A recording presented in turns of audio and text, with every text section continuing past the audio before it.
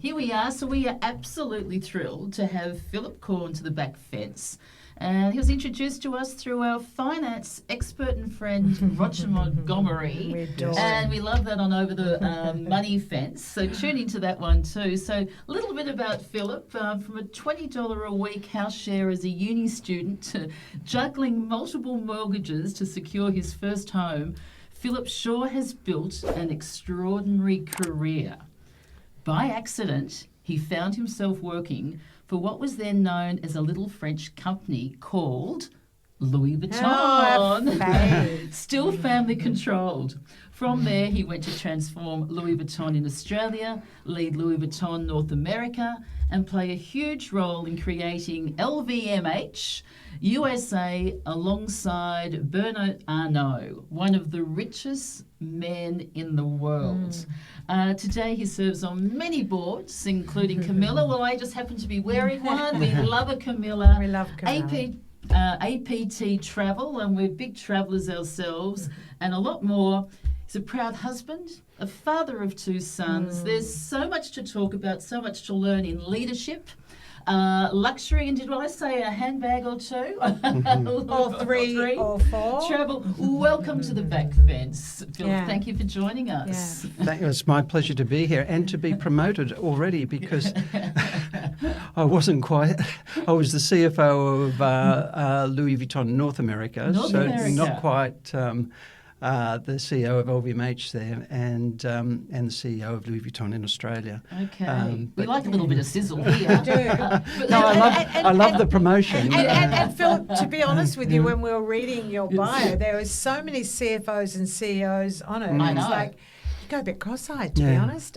So on that note, let's start at the very beginning. How does the all-round Aussie boy end up being so successful? And tell us the story behind it all and inspire us, Philip, with that story. Yeah, where did it all begin? So it all began. You want to go right back? You tell us where you want to. You take us where the story will inspire our listeners. Well, I think, and it's interesting as you say that. My wife works with kids at the moment who have learning challenges, and I am sure I'm dyslexic. Never tested for it, but I'm sure I am. Fascinating. But one of the things that happened as I was going through school is I worked out the system to work it out for myself, and it was quite simple. I didn't read the whole book. I read the summaries, and I learnt that exam technique was very important. So I used to do old exam papers over and over again in exam condition. And so by the time I did the high school certificate and you sit in front of the exam paper, I'd done 8 out of 10 of those questions a dozen times in the last 2 weeks. And so I got through. So you nailed it? I nailed it. And Attention to detail. Yeah, somehow I got to Sydney University. I love how you say that, because you actually spoke that in your bio, somehow. Yeah. It's interesting because Not you're expected. certainly not alone there, are you? You know, like Philip, because I've heard quite a few other people who are dyslexic and really have gone another way, extra way to get there. Yes. And so that's fascinating. Because in those days, Nicola, it wasn't so much, it wasn't even diagnosed, you really, must have was it? dyslexia. Like, it was wasn't just discussed. it was glossed over, wasn't it, really? It wasn't. You'll be fine. It wasn't a word I knew. No, it's quite true. Well I like done. You've got inner determination that shows it already, doesn't it? And on that note, well, no, we'll get into that. There's so many things you want to talk about. But okay, so Sydney University, what did you study? Economics. So I did economics at Sydney University, and again, I used my same strategy to get through, and I made it through the other end. I graduated into a recession, so I found myself at what is now KPMG, but Pete Marwick Mitchell & Co. And, you know, I grew up, I was obsessed by security. My father was a gambler. The bookmakers got our home. So I was very, very strong on security. So, and what I thought I had to offer was hard work, and that's what I did. Did you get emotional with that? It's emotional. It's so turning something positive out of something quite negative. And it's interesting too, because something like that, from a background, you've come from a gambling one, you could have followed in your dad's footsteps and been there at the races and gambling or whatever. It's made you go the other way round. Yep, totally. How fabulous. Totally. So KPMG and then... So KPMG, almost 10 years at KPMG, and then a good friend of mine, who's still a close friend, was the audit manager on this company called Louis Vuitton. And she would be talking to me about Louis Vuitton all the time, and I'd be going, what is it? How do you spell it? Remembering this is 1988. Wow. And then she told me, and she said, handbags. And I said, all right, how much are they? And she told me, I said, what? Yes. Yeah, that's right. Yes, I think I've said that in the odd stall. It's so true. Yes. And anyhow, as things moved on, they were looking for what was called in those days a financial controller.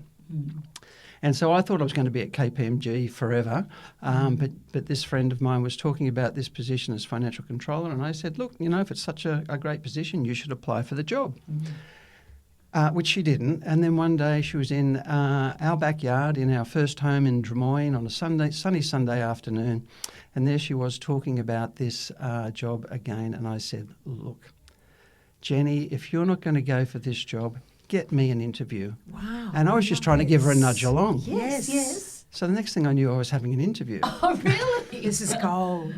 And it was interesting, and I said, thank you very much. And then the lady I was interviewing with said, look, we've got a senior executive coming into Australia who'd like to meet you. And I said, well, okay, no problem.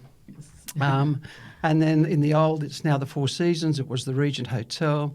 I sat opposite this gentleman and we're chatting away, having a very good chat. And I said, look, in the end, I've appreciated the opportunity to talk to you, but I'm really very happy where I am. And then, of course, I got the job offer. Which was what and where? It was here in Australia as I say, the financial controller for Louis Vuitton Australia, which in those days, I think it had just opened its fourth store. I think the sales were about $8 or $10 million in total.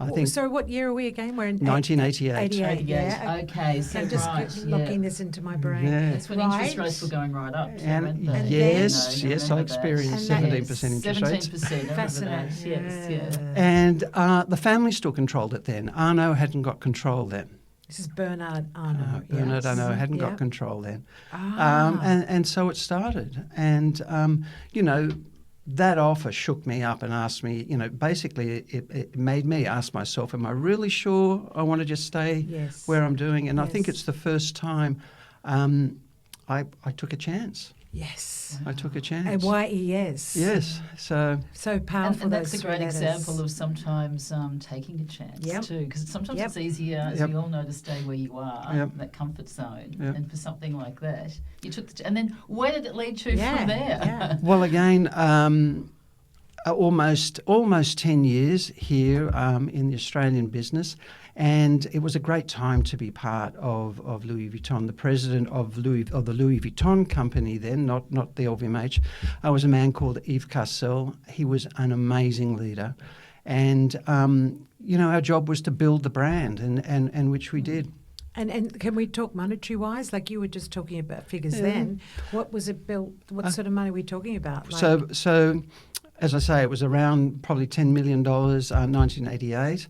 By 1997, it was around $50 million.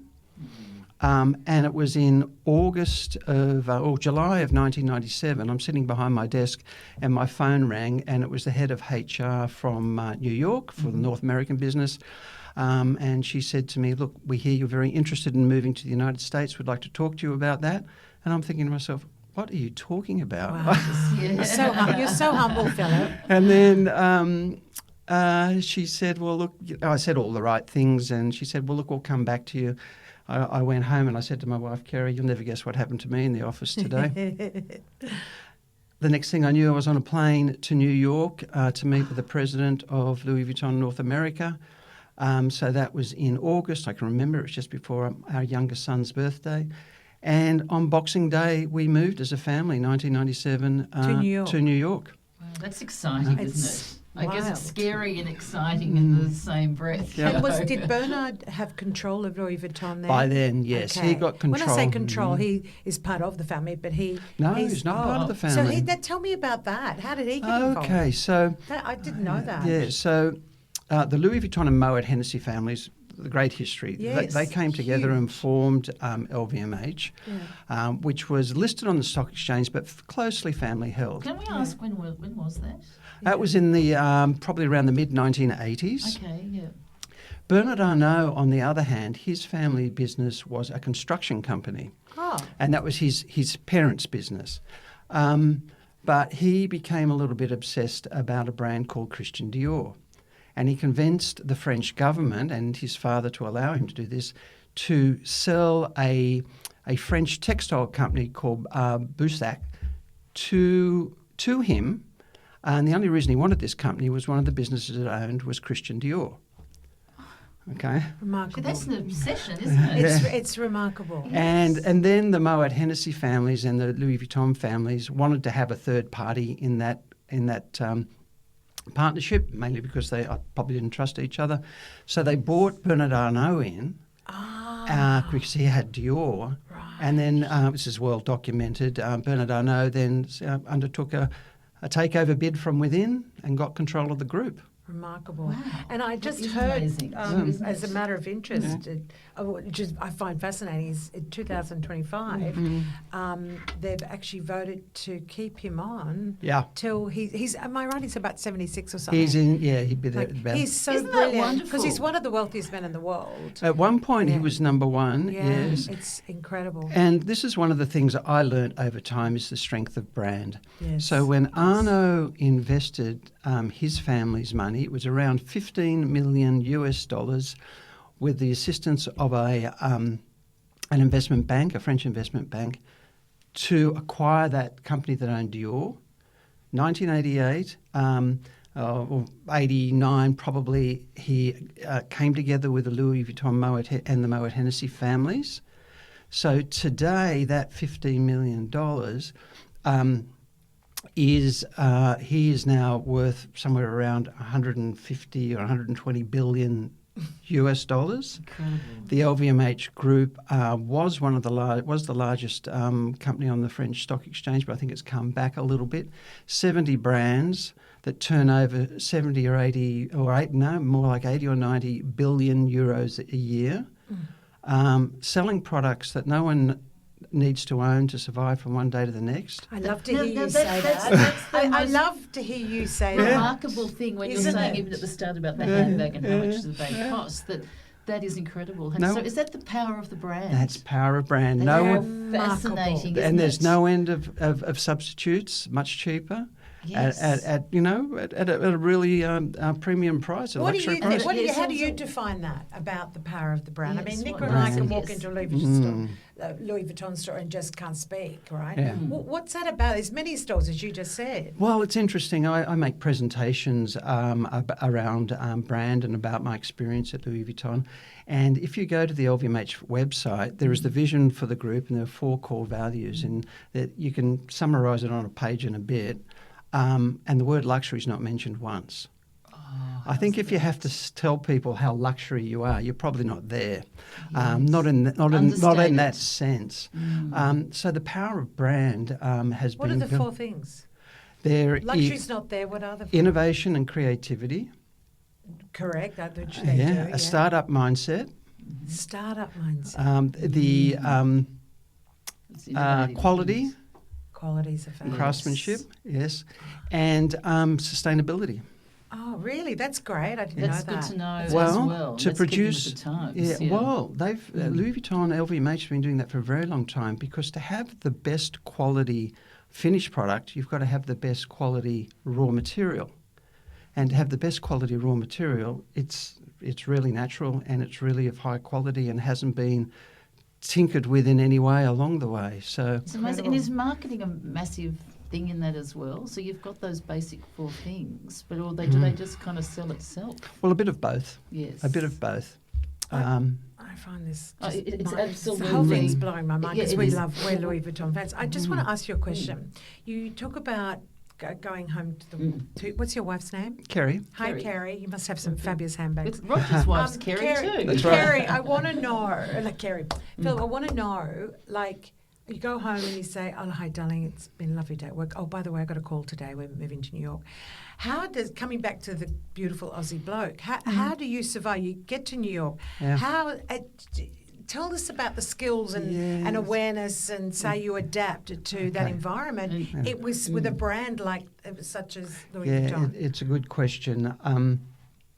First thing I understood or learnt pretty quickly was that the problems were the same in Australia as they were in the US business-wise. They were just bigger.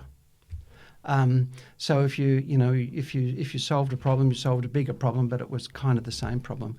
The other thing, and this is something else that's happened in my career, was the only thing I had to do was to walk into the room and breathe with every new position I've had, and I was already doing a much better job than the person before me. So the only way to go was up. It's just I'm speechless again. Sorry, you got me. You got me twice. You have, exactly. That's so simple. That really is the simple thing breathe. too. Yes, yeah. And I walked into a basket case. It was this is Louis Vuitton North America in 1998. Okay. It was a basket case.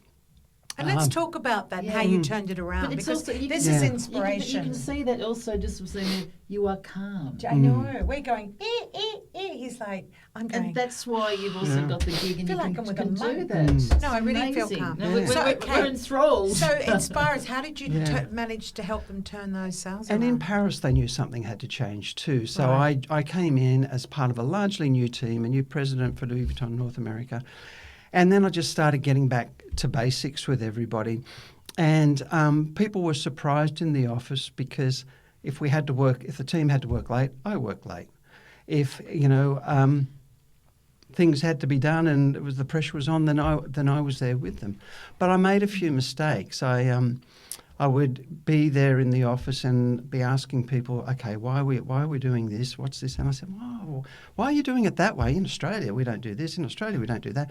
And then one occasion, this is very early on, I saw the look on someone's face and I said, Philip, shut up. Listen. And then I started, and this is where I learned how important language is. And I changed and I said, well, that's great. This is really good. How do you think we can build on this?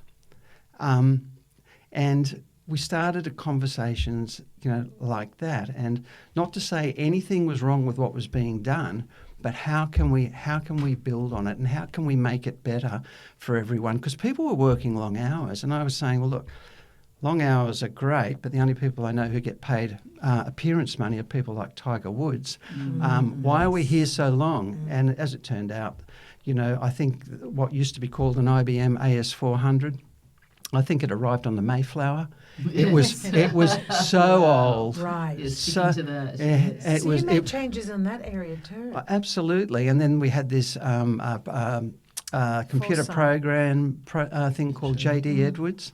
I got the people from JD Edwards in and I said, look, the system's not delivering. And they said, well, we don't even recognise it as our system anymore. So we had to start from the ground up. And then, of course, I started employing people. And I didn't ask anyone to leave, but as things were changing, there were some individuals who got with the program and moved along with it. And there are others who thought, oh, well, things are changing here. I better go somewhere else. And that's fine. That's organic. You find that in life, don't you? But what you just then said too is a great life example in so many areas too of how you communicate with people. Yeah. Whether it's in that work area, because so many people say, well, I don't like it this way or whatever. But we can go, well, this is how can we change this? So how can we improve on this? And that's a great thing to hear. Yeah. And you know what? It's you're renowned for your leadership skills, collaborative strategies. Thank you. And that you are people-driven. Like, is there any way you can share a few more things for someone listening that is going, I want to be more like Philip? Like, is there any gold in that you can share for people like Nicola and I, but for life skills, like starting over at different ages, what you've achieved, going up the ladder, just some of your wisdom. Is it your DNA or is mind games? Like what? Tell us about that. Well, I think leading by example. Right. Leading by example. Mm-hmm. And being prepared to do what you're asking other people to do. And like when I first started here at Louis Vuitton in Australia, I was the financial controller. If they had a big delivery of stock coming in and they needed help, I was down in the basement helping them unpack. I mean, people notice that. Take the ego out of it. Yeah, exactly. Yeah. Arrogance and ego, I've got no time for. Complacency, I've got no time for.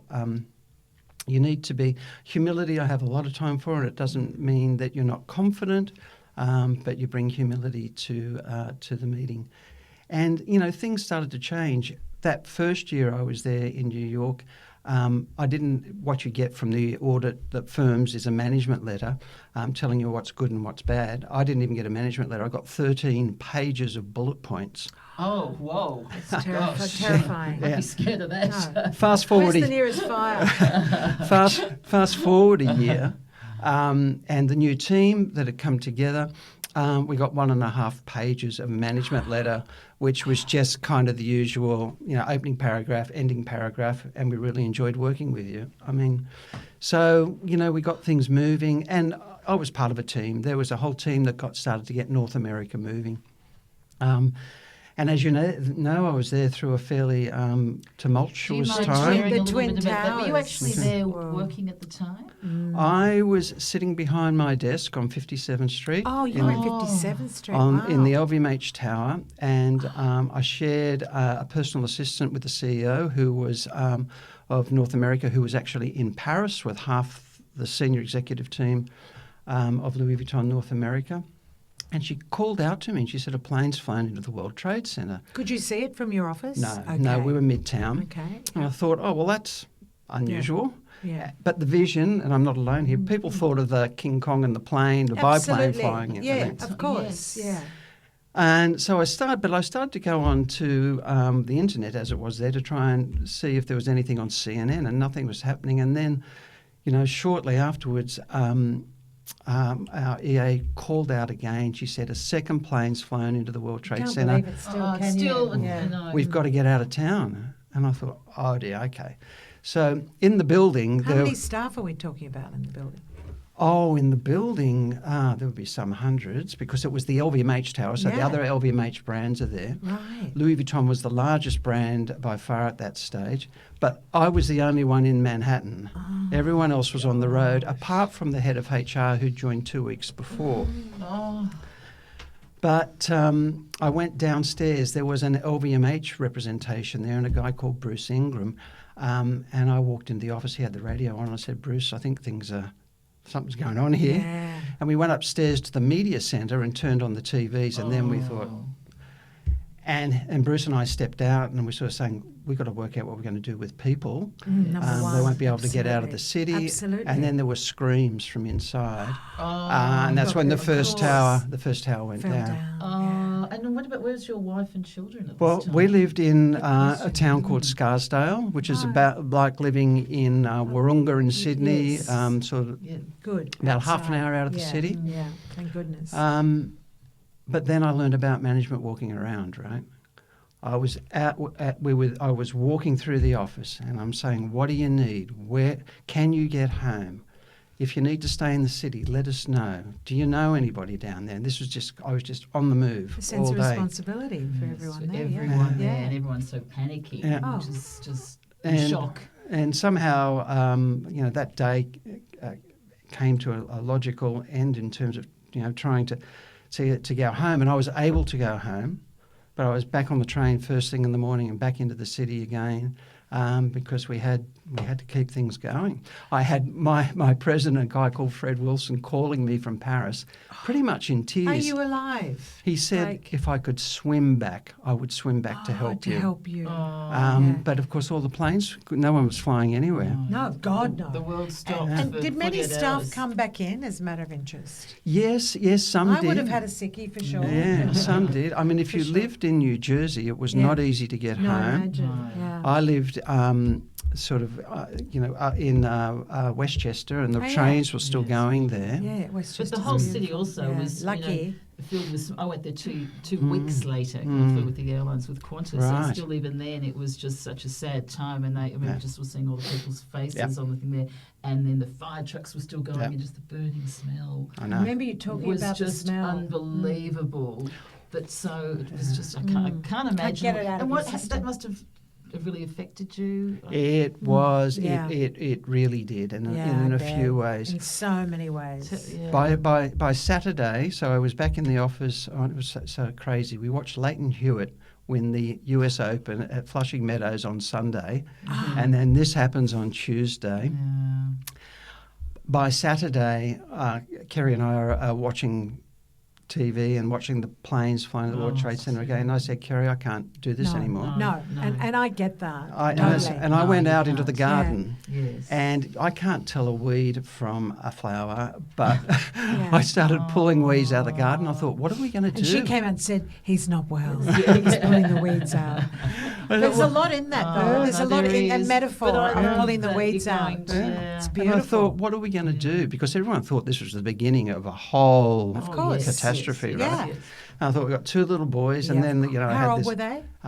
They would have been 9 and 12. The effects on them Absolutely, as well. Yeah. absolutely, Seeing that TV yeah. vision again. And then I thought, okay, if something else happens, we'll drive to Canada. No, I get that, though. And then I get thought it. to myself, No. what will we take with us? Wow. And that's the blankest my mind has ever been. I could not think of a thing apart from Kerry and the boys. And that's when I realised that all the rest is stuff. Yep. And people will say if their house is burning down, they run in and get their photographs. No, you don't. You take the people who are living and breathing with you. And The heart beating. so now, and particularly, you say calm. People often say that to me, and I say, well, look, on a scale of 1 to 10, with the problem we're dealing with at the moment, what's the worst thing you can think about happening, and where are we right now? Wow, So let's just calm down, see what we can do to move on. But yeah, it's hard to find something that will shake you up after. It's when you're the calm, land. you have clear Correct. thinking. And that's what you need, it direction. seems like you're ahead of your time. And you came back to with your Australia, breath did you? technique. We came, not immediately. Where did you go to after New Yeah, York? so the boys were 6 and 8 when we moved to Yeah. the US. By the time they were 11 and 13, we had to make some decisions. Yeah. And I said to, I mentioned him before, Yves Carcel, who's a remarkable man. I said, Eve, it's time to go home. And he said, you sure? You want to go back to that market? It's Now, this going is nowhere. my point. Yeah. You came back to a market with just retail or luxury retail was like Dead as a almost doornail. non-existent. And why is that? Well, I'll tell you exactly why it is. When I left in 1997, Louis Vuitton's business was around $50 million. When I got back, it was down from that number while the rest of the world had taken off. And the problem was it was a business back in the 80s and early 90s that was built on the back of a Japanese tourist Yes. who was coming to the world with a very strong yen and a passion for everything luxury and European. When I got again, I walked into a room and all I had to do was stand there and breathe, and I was already doing a better job. The business was completely set up to service a Japanese tourist in 2003 that was no longer coming to Australia. Okay, so everyone in the stores spoke Japanese. If you got a job, you spoke Japanese, which was fine, only the customer was not coming anymore. So God, you had a challenging time. Didn't you? 'Cause Seriously, I think fellow. as an It's all good to Aussie, breathe, yeah. but I'd be going like Yes. such a full 360. You had to take this business. So anyhow, I got everyone together, all the store managers and the management team, and I said, well, things haven't gone very far since I've been away. What's our strategy for growth? And someone in the room said, well, we hope the Japanese come back. And I said, well, I hope I win the lottery, but in the meantime, we've got some work to do. Brilliant. Yes. But I didn't want it to be my idea. No. So I sent all of them away, and I said, you're going to come back in 6 or 8 weeks, whatever it was, with a business plan for your area of the business that you feel that will start to grow the business, and I want you to treat this as if there are no rules, but your mortgage depends on it. And then you're going to come back and present to everyone. So what I had learned from that mistake I made in New York a while ago, previously, was to make it their idea. So everybody presented. Some did great presentations, some did a little off-the-chart things, that's fine. But we came up with a strategy. And our strategy was to focus on what we could control, the local customer.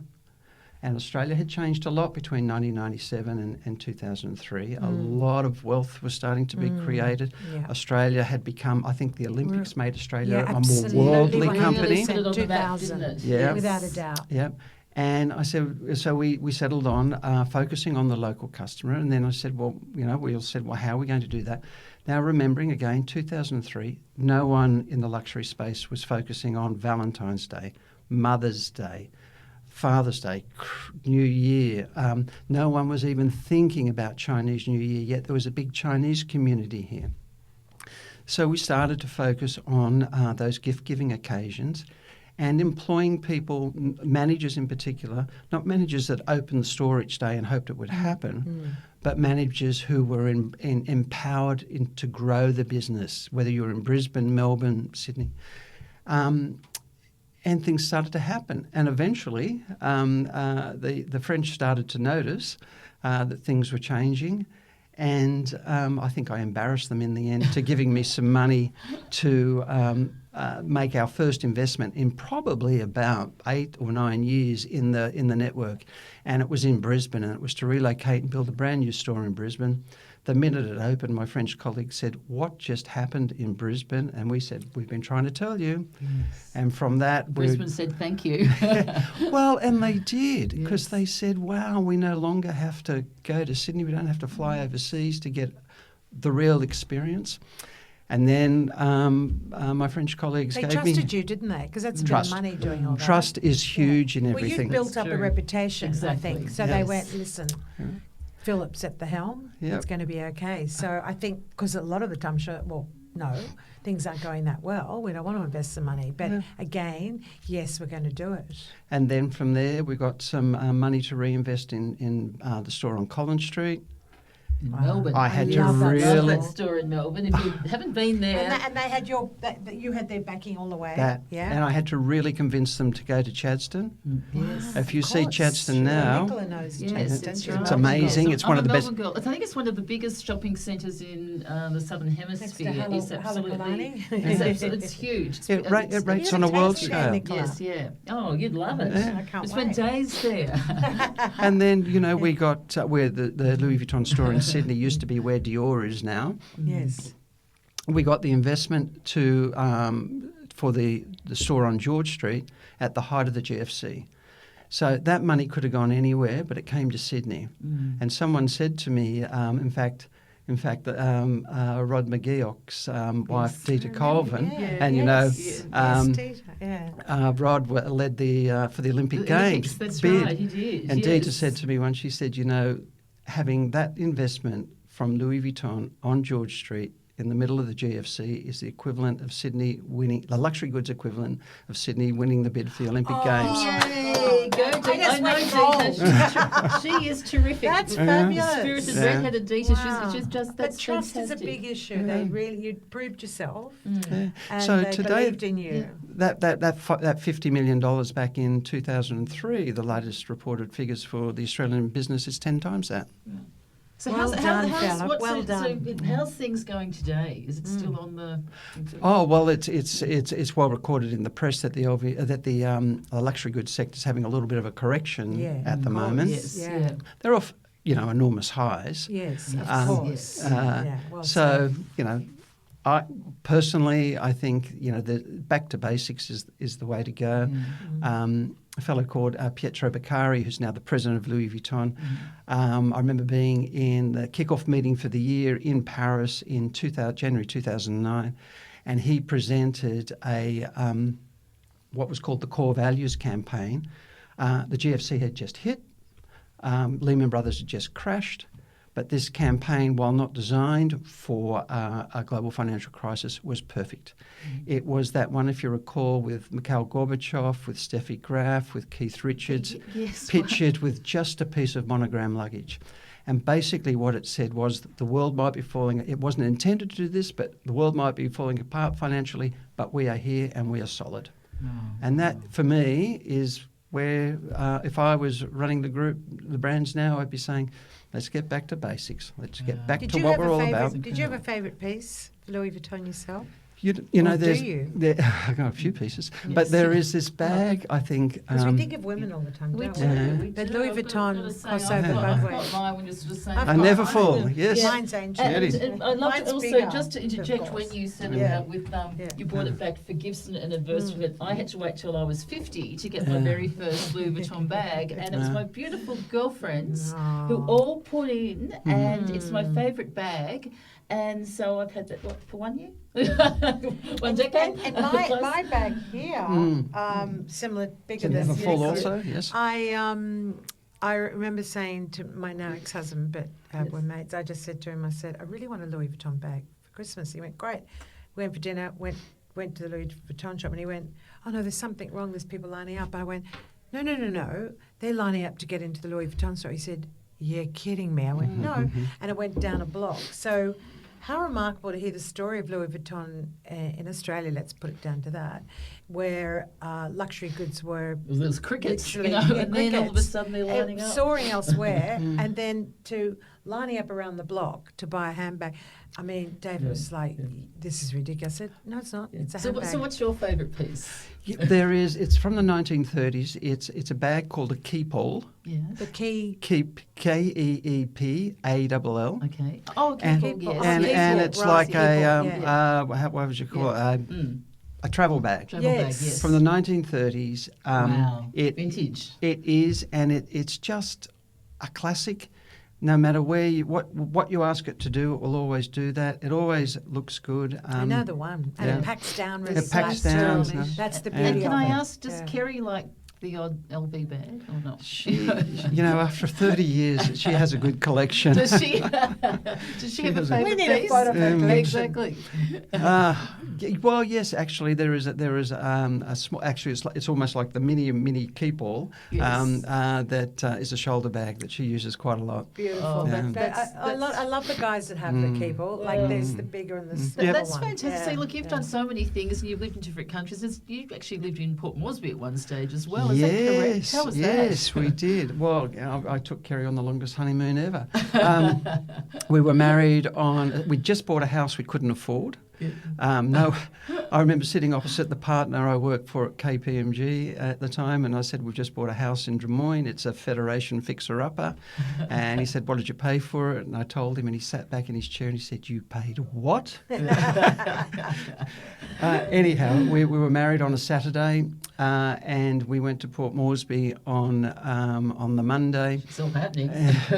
And we went there because there was just a great opportunity as an expatriate in those days to earn a bit more money. And there were expatriate benefits there, but the benefits went beyond what we thought they would be. Yes, financially we did very well, but we made the best friends of our life. Oh, isn't that wonderful? You're all in there together, and you've all come for more or less the same reason. You don't know anybody else. Our best friends. 2 families in particular. Between us, we have 5 kids. They're all like brothers and sisters, even though they don't even live in the same country. You know, it's we had 6 months through Europe, doing a $50 a day trip through Europe. At the end of that, at the end of 1986. And then back into Sydney. Honestly, Philip, your career is just mind-blowing. Yeah, and what you you've must- achieved, exactly. and the company you've worked And for. you must have met so many different people along the way. Yeah, Is it like true that lots. I've heard a rumour that you've met Barbara Streisand. or Yay! Give us that story in the hotel. I know, it was Barbara Sinatra. Oh, sorry, That's what I Barbara, thought, yeah, yeah. Barbara Yeah. Sinatra, yes. Oh, so it's Why very... did you say Barbara I said Streisand? Streisand. Because I I'm love thinking Barbara New York, Streisand. exactly. Yeah. So yes. very early on, Yeah. and the then head, so it would have been very early on, probably 88, 89, I guess Yes, it would yeah. have been.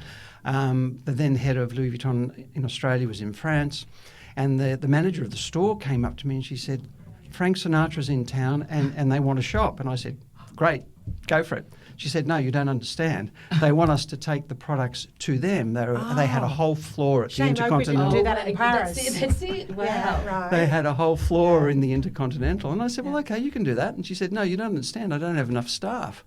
And I said, okay, I'll come with you. So I helped carry the bags down. As you do. Yes. And we're ushered into a hotel room. And we sit down. And from the other room, in comes Barbara Sinatra. So I'm just sitting there. I'm just the bag boy, and the manager's doing all the work. I love it.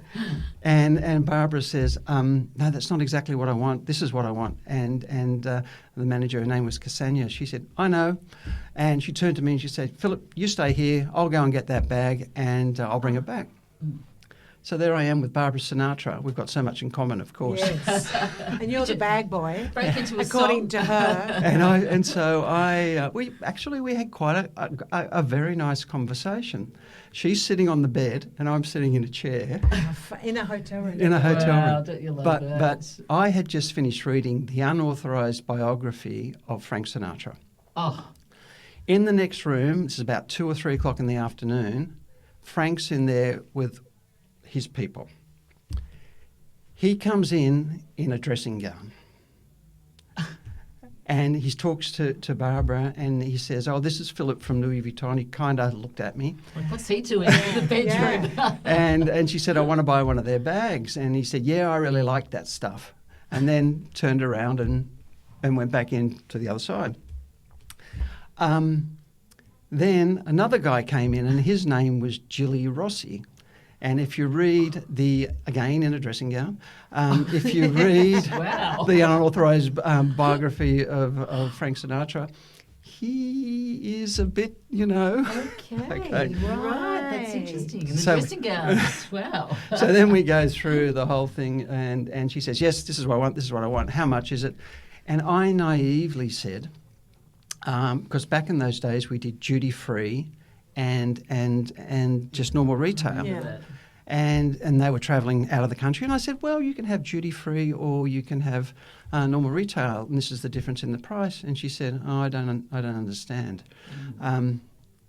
And I said, well, I tried to explain it. So she went into the other room and came back out with this guy still eating his bacon and eggs. Yeah. And he said, right, I want you to tell me how I can get this stuff cheap. Yeah. Oh. And I started telling him the pitch, and he said, no, we don't want none of that. We just want it cheap. I love it. And the fastest way to get fired at Louis Vuitton is to give someone a discount. I gave him a discount. I gave him the cheap price without all the conditions. Yes. He Love stuck it. his hand in his pocket, he pulled out notes and gave me American dollars, and we left. The bird in the hand. Remarkable. Wow. That Remarkable. is the Love most it. incredible story. So, Philip, there's so much to get through, but I just I want know. to... That's amazing. we briefly touched on Bernard Arnault, but tell me, what are some of his gifts? Like, what can we learn from him? Well, I think... Because he was at one stage one of the richest men in the world. he's an extremely driven individual. Right. Extremely driven. If I was him, I'd be slightly more relaxed. But, for example, in Paris, if he's in Paris on a Saturday, he's going around all the stores. Oh. When he goes on his visits around the world, he's in the stores. He is very strong on the economics of the business in terms, and the money, it's a very profitable group, but the money is used to reinvest in brand, reinvest in distribution, to buy more brands. I mentioned back in the mid-1980s, it started with, a few companies in the Moet Hennessy family and Christian Dior. Now there's over 75 brands in the group. And I think I would say, too, he is very good at picking good people for senior positions. I think he... Such as you. Yeah, and Yes, that's true. and a great vision. And he is patient and impatient at the same time. He has a long-term vision about where he wants to take the group, but the pressure's on all the time to deliver. Yes. And he runs with that. That's something he it's almost like food for the soul for him. Yeah. This is what he loves. So what did you learn from him? Because you're such a calm. Well, the economics. Right. Really, the economics. I, when I was at KPMG, I was in the small business division at the end part of it. And in those days, new businesses were called startups.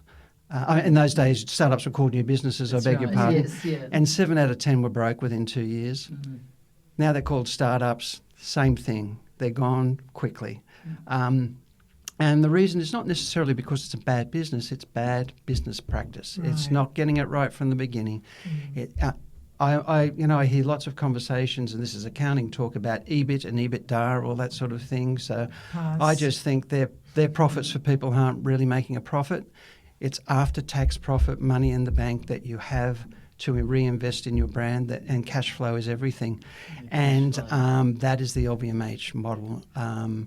Well, it bloody works. It works. Sorry, in every does. and I think it all And comes it's- back to Philip saying about when he came to Australia and things weren't going well, and he said, "All of you, come back with your strategies." Yeah, and So giving you- them the yeah, power as correct. well. And you're Yeah. not sort of like the big sort of leader and Yes. telling people what to do. Yeah. And Yeah. criticising, hearing that. So, Yeah. so you're a man, Beautiful. you do so many things, and you're on many boards. And now I'm wearing my Camilla, Yes. because we love Camilla, who's coming on the podcast as well. Oh, good. Yeah, Yeah. which is terrific. She is So a wonderful isn't lady. She fantastic. I Yeah. love her. And Her story, remarkable. Yeah. So And you know, her fashion. exactly. Yeah. And APT Travel. APT Travel, yes. Yeah. We love it. So tell That's us more luxury. about that, because a lot of our listeners are right into travel. What's Yeah. in? What's some of the stuff that they do? What Well, can you well, recommend? I backtrack slightly and say those three companies, what I like about them Yes. is that they're real brands with a point of difference. Yeah. And the other one is Solbari, Yes. the Sunsafe clothing, real brands with a point of Sunsafe, yeah. difference.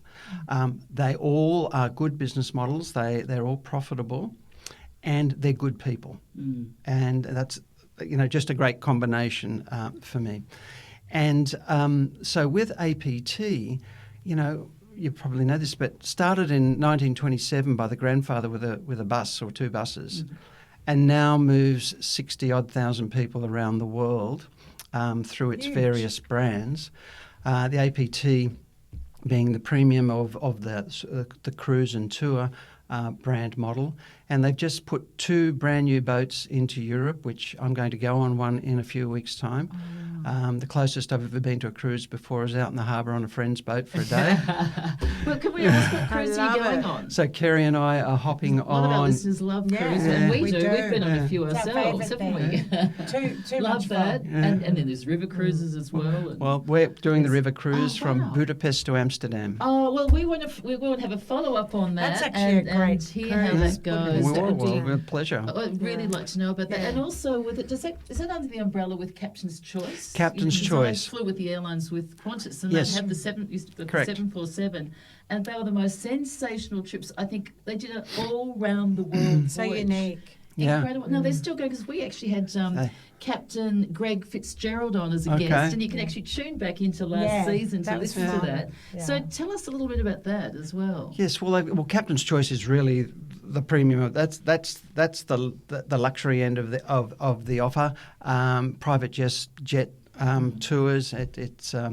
It's really an amazing. I haven't been on one of those tours, but amazing, personalised small group tours. Highly recommend. Yeah. Yeah. Yes. Whereas APT is the premium of the more. The boats aren't huge, but there are more people on the boat. I think the ones we're going on is about 140 odd guests would be on the boat. But to me, that's perfect. That's just Yeah. a nice number. That number. makes I me agree. happy. Then And we those do, big yeah, ones the big- that have got not 3,000-4,000 Not people interested on in it. those, no. You sort of nearly go past on that. So you're on the board of directors for a lot of these firms. This is For where, each of those three, right. yeah. This is what Philip's doing now, Yeah. guys. You can't keep a good You man can't, down. exactly. He's You born must in my love year. that. Fabulous year. keeping the brain going. But Yeah. I'm like The a broken 70s, is record. Oh, you're in deep shit for that one. I want to ask you a question. Yeah. Shite. Do you have a mentor? Is there someone that in your through your career, and There if was. not now, like who would that be and why? There was. When I say there was, he's still with us. Unfortunately, not in the best of shape. But very early on in my time at Louis Vuitton, within the first year, I realised that the then CEO, there was something going on which wasn't quite right. And I blew the whistle. I went to Paris and said, I've been asked to do this. Is it okay with you? And if so, I'm happy to sign off on it. And they came back and said, what are you talking about? And the way that unfolded was the then person who was running the business came into my office and said, when she found out, she said, because I'd pushed back, and she said, "How dare you?" And that's when I asked the question from Paris, and she came into my office and she said, "You leave now or security guards are coming to take you away." So I said, "Fine, I'm out." And I went to see a gentleman called Graham Herring. And Graham had been senior tax partner at KPMG, but had left KPMG and had his own practice. And he was a director of the Louis Vuitton Australia business. And I thought, what do I do? And I went and saw Graham, and I sat down with Graham and I told him what had happened. He said, "Right." He said, "I hear you." He said, "There are two sides to every story." He said, "But what I want you to know is that just because you're right doesn't mean you'll win." I said, "Okay." Anyhow, Just repeat that. he said, "Just because you're right doesn't mean you'll win." And I said, "Okay." And, as things unfolded, it became a little unpleasant for a while. But in the end, that person moved on, a new CEO came in, and life moved on. But Graham remained a touchstone for me. He was Great word. a lovely man, a great family man. In his time, he was probably the best tax practitioner in Australia. Right. But whenever I needed someone to chat to, he was always there. That's a Nicola's fascinating mine. story. Yeah, oh, you're mine. And lastly, can I ask, what's your proudest moment to date, Philip, in your life? There are two things. When we got the sign-off for that George Street store, I mean, as I say, at the height of the GFC, that was for Sydney and for the team, that was amazing. The other thing, though, is, as we started to succeed here in Australia, we started to lose people. And we lost them to LVMH. So Australians were being picked up from here and taken to Hong Kong, taken to Singapore, taken to Paris as part of the group. So it's the careers, it's the friends I have, the people that I worked with, that I can, around the world, I can go anywhere and I can find people I used to work with whose careers we made. And you think, people will say, poaching people, that Philip trained.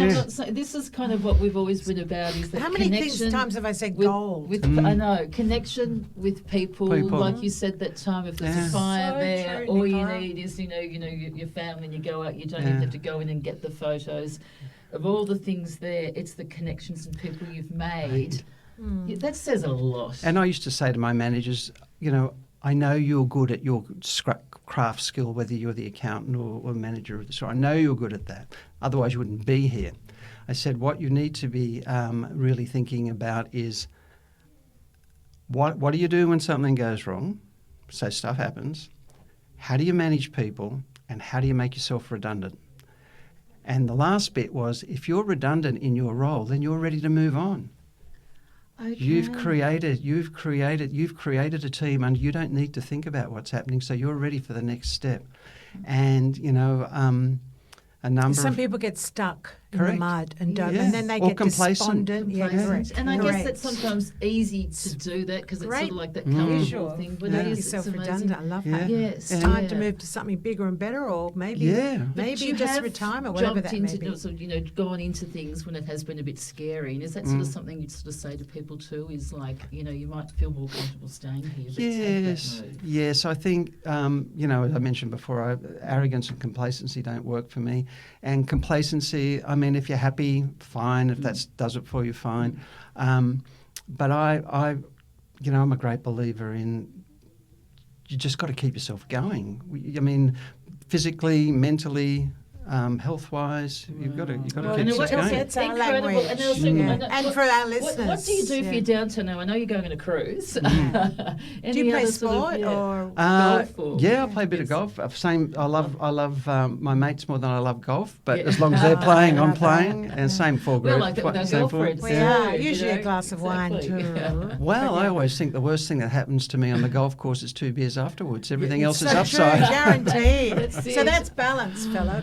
It's Yeah. balance. Oh, Golf, because my sister, I said to Nicola, I'm not playing I golf. know. It's for old people. And she went, oh, for God's sake, try it. Yeah. Because my sister said your mind's focusing on a little ball going in a hole. That's it. And she said, you'll switch off from everything. And it's true. Because Dyson, I'm only going to. I said, come and have a, come and join. And she said, I'll come here once. It's only for That's you, it. and I'm not I coming won't again. do it anymore. And it was so funny. The next week she's out buying golf clubs. When can we doing all go? this, When are we playing next? Getting Yeah, outfits, and then she got it's into great. trouble one time. Remember that? It was a Oh, bit yeah, too my short. my skirt was too that. short. So, But it was a 40-degree day. Well, there you go. Yeah, and I got slapped on my leg. I went, Well, I tell you what, our listeners do. We're very Okay. lucky having Philip. I think that we've got an Australian, world global we exclusive do. that you've actually and come it's- to talk and there's to us. nobody that doesn't know or appreciate Louis Vuitton, Louis Vuitton, and or yeah. Philip, who's been the golden man behind the show. Yes, and I mean yeah. the show. When I go into a Louis Vuitton store, it's a show.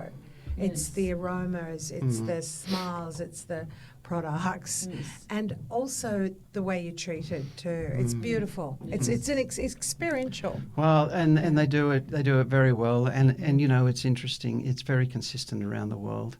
And you think 400 odd stores just for 450 odd stores just for Louis Vuitton. And look, it's not always perfect, nothing is, No. but they're obsessed about making it perfect. Wow. Yes. Wow. Well, I'm obsessed about Well, it. this has just been such Yeah. a joy. We've got Yeah, some of our Philip, signature we questions do. to I ask know you do. you. Go ahead, Nicholas. Okay, Yeah. now, Philip Corne, if you could share a back fence with Yeah. anybody on planet Earth, who would it be and why? Yes. That's a really good question. And lots of names run, but Warren Buffett. Oh, really? Yes. So humble beginnings, really intelligent, with a vision, a very humble individual, and a very generous individual. So his philanthropic endeavours are huge, and just such wisdom. They don't talk Yes. about that Tell you what, much. we're going to be hanging on They that back fence there too. Oh, I'd because I'd listen like to any chip word into a he few says. things what he says too. 'Cause he's You know what I love certainly- before we go on is what I love about Philip today is we've talked about Philip as a CEO and how he operates. I love the fact that we sent him the final questions of the interview, and he's got them typed out. He's got them in a little sleeve. I love Little that. little You're plastic organised. sleeve. Don't I've Look, got stuff he's got the everywhere, photo. haven't we? No, we're like this because that's ours. And look, the glass, everything is so beautiful. I love that. It's I just love gorgeous. What makes you happy, Philip? That's a really simple one. Be with my boys and my wife. That's right. Oh. In the one spot. They both, it's our fault. We took them to discover the world when they were little boys. Yeah. And that seed was planted and has grown. So, Well, that's a gift. It's a gift. So- but I Even get them. it. You miss them. Yeah. Yeah, I so get that. Yeah. Oh well. What's there's the certainly- last one? Are you gonna Okay. ask? Yeah, I Let's do think this so. one. I'd really like to know Yeah. this because we want you to have you here forever. We need more order. I know. Order in the court. What advice, if you could turn that clock back a few years, what advice would you give your 20-year-old self? So, as I say, I was the most surprised person when I got to university. I was the most surprised person when most things happened. I think if I was advising that 20-year-old now, I'd say, back yourself a bit more. Be a bit more confident. And the other bit of advice I was given, I'm very good at recognising good advice, but maybe not being as good at following it sometimes.